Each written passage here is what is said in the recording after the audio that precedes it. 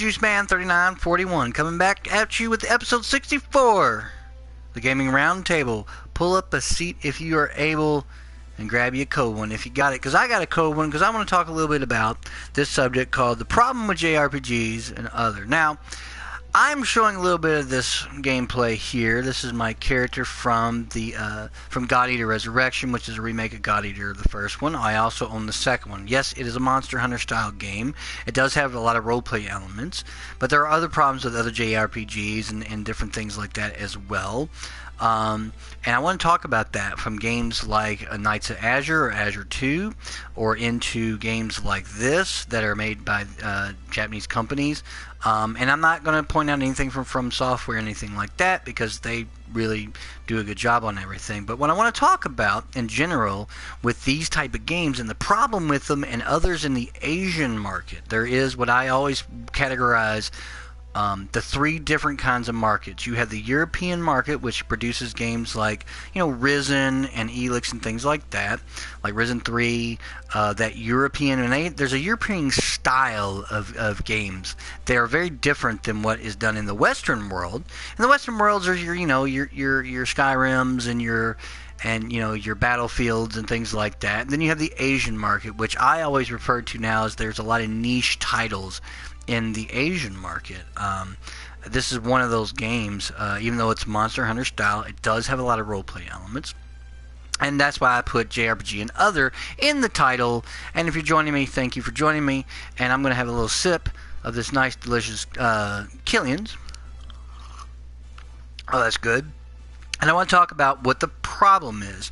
I'm not saying the game's bad. This is not about if the JRPG or any games in that kind of Asian market is bad. It's not about bad. What the problem is the way that the tutorials and hand-holding is. And I've noticed that a lot of these games, from Mega Dimensionia, Neptunia, which I own, and I own a lot of these type of titles, the problem is they just, and even the Sword Art games, which I own all three. I don't have versus Excel World, because it still takes place in Lost Songs, so I feel like it's just more of the same. I might get it if it ever gets discounted. And a new one that's coming out, which I'm really excited for.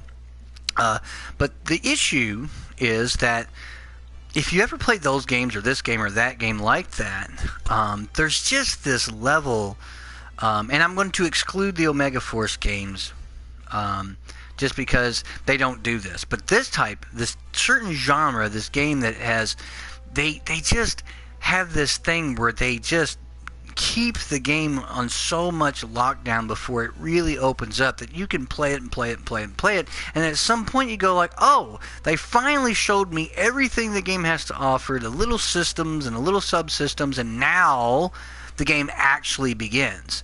And I just want to point this out. So let me go to this person that gives you quests. And you go to standard mission. This is where they started when you play the game. My character, I've been gaining equipment, and I got some really cool stuff and making stuff. There are two tutorials here, as you can see. Tutorial 1, which is a 30-minute time limit. No, it doesn't take 30 minutes to complete.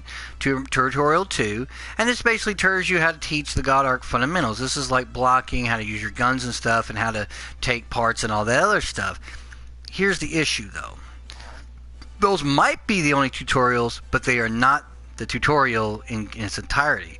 This here is a tutorial, because this teaches you a certain thing about the game and game systems, and they tell you to do this and do this.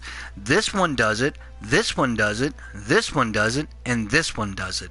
All this right here is 1, 2, 3, 4, 5, 6, 7. 1, 2, 3, 4, 5, yeah, 7. Right there, that actually makes you play through it. Now, they do treat it like it's part of the story, but in a way it's not.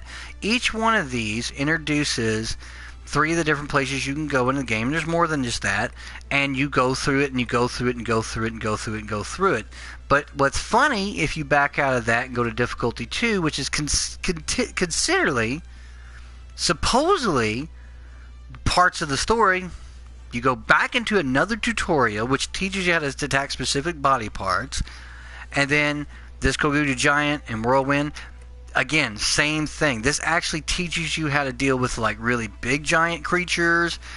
It's just the same thing. This talks about how to, when it talks about spark type weapons, believe it or not, they just kind of give you one just to try out, so you know what it's like to use a weapon with an element. Again, just to teach you what elements do in the game, and onward and onward and onward. All these here, outside of this snowball, because I just did that.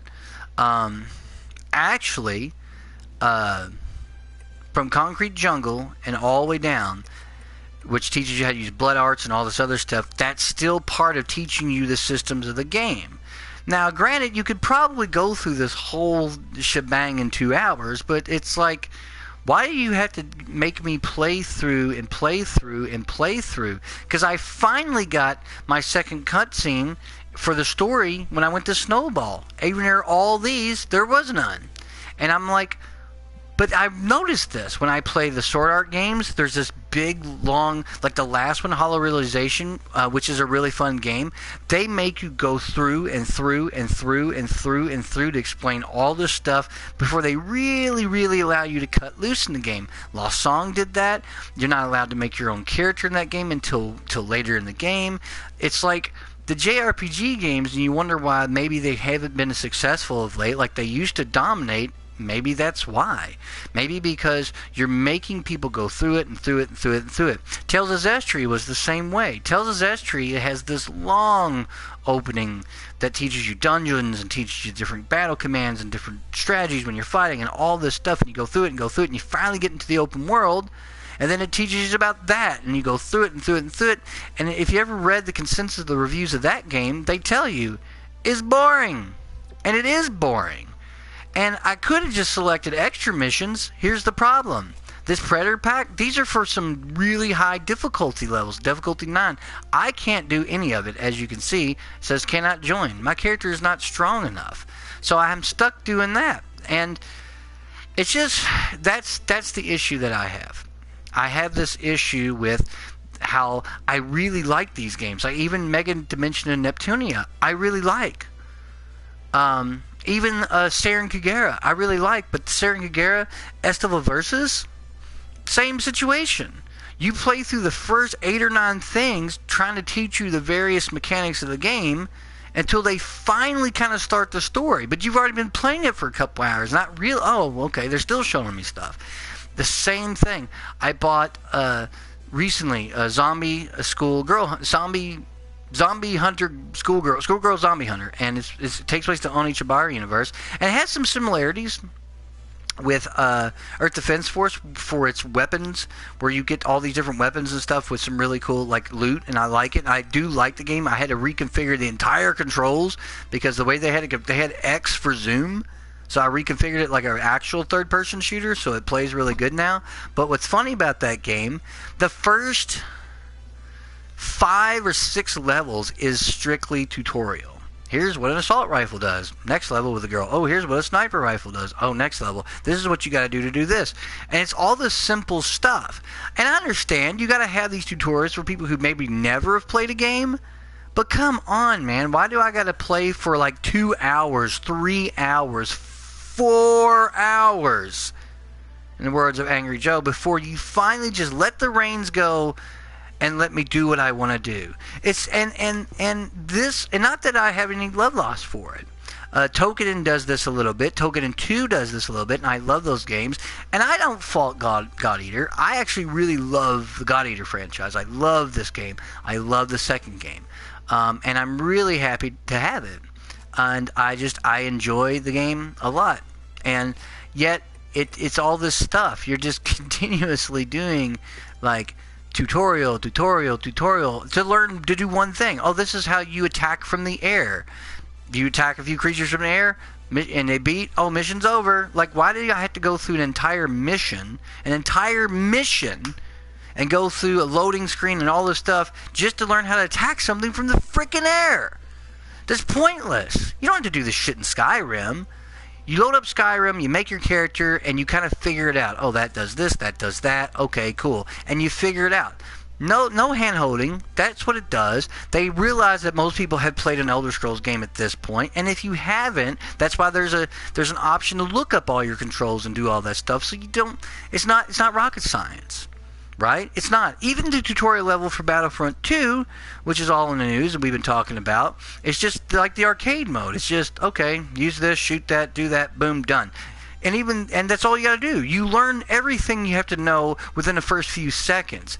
These JRPG games, and again, I've got a bunch of games like this and niche games. That's what they do. They sit there and make you go through mission, next mission.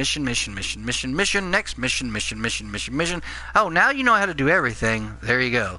Now we'll let you cut the reins. I know you've been playing for 3 hours, but now you can actually get into the story, and now you're able to craft stuff. And some of these games actually prevent you from doing things until you do the tutorial. They'll be like, nope, you can't do this until this happens. Then now that we've shown you how to do it, now you can go back and do it. Like, why are you preventing me from doing things in a game? It's a video game. Let me do them. I give From Software a pass because those games don't give you shit.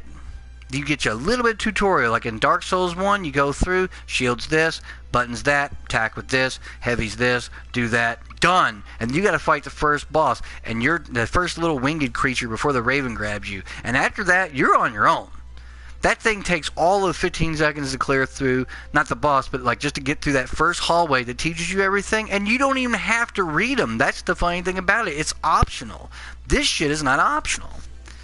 I'm not going to dissuade you from buying God Eater or JRPGs. Like, I'm really wanting to play Dark World's Valkyrie. There's something about the game I'm intrigued by. I'm really looking forward to the new Sword Art game that's coming out. The next Sword Art game is going to be a third-person shooter RPG. And because that's how the game is, but this time you're not playing Kiriko and all the actual regular characters. You actually make your own from scratch for the first time, and even though you kind of get to do that in Hollow Visualization, you kind of get to do that in Hollow Refragment, and you kind of can go back in Lost Song and do it. But this is actually not that, and there's going to be a lot of loot and it's third person, and it looks really fun. And that's coming out next year. I'm looking forward to it. It comes out early, and I'm just saying in general. If you want the JRPGs to have much more, I guess, popularity or even sell better and not be such a niche game anymore, then stop doing the shit where I got to go through 20 missions before to finally learn everything. It's just ridiculous. It's ridiculous. It just makes no sense, and it's archaic. And as much as I love it, and I've played this one, the second game in the series does the same thing. Like, oh, we got to go through. It's like, don't do that. I don't need Final Fantasy to play for 4 hours, 5 hours before you now know all the systems. Just let me do it. It's completely unnecessary.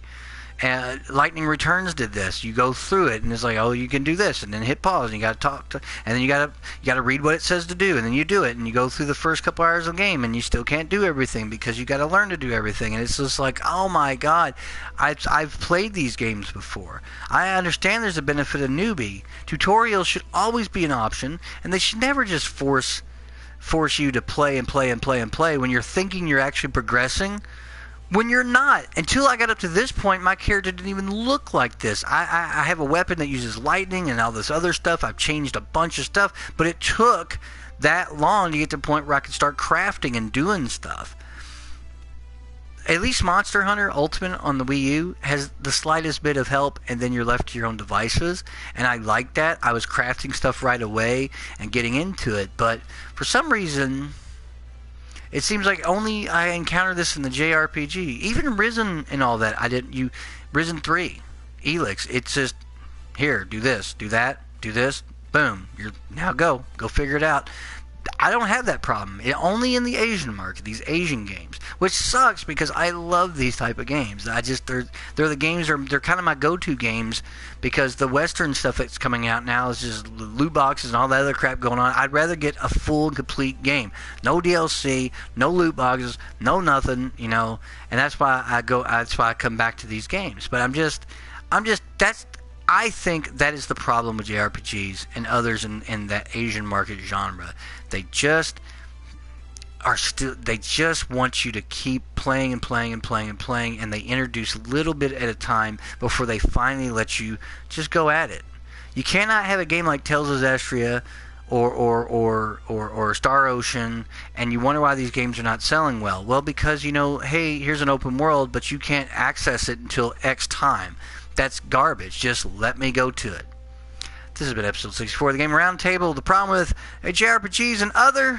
Thank you for joining the Gaming Roundtable and pulling up a chair. Remember to subscribe, hit that like button.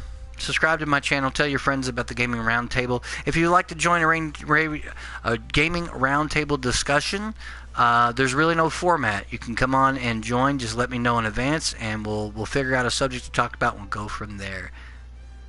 And as always, gamers, I am the Juice Man telling you the way it is. Good gaming.